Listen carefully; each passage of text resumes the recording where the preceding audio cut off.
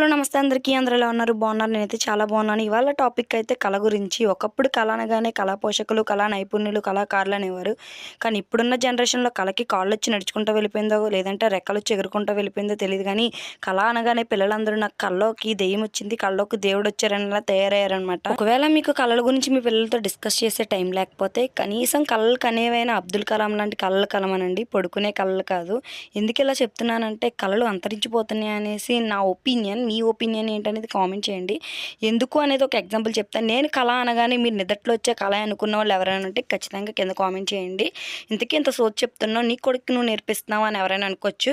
నా కొడుకు కళా పోషకుడు, కళాకారుడు. వాడికి నేను ప్రత్యేకంగా నేర్పించక్కర్లేదు. ఎందుకంటే వాడు నిజంగా ఎవరింటికైనా వెళ్తే వాడి కళతో ఎలా పడగొట్టాలో, ఎలా తెగ్గొట్టాలో వాడికి బాగా తెలుసు.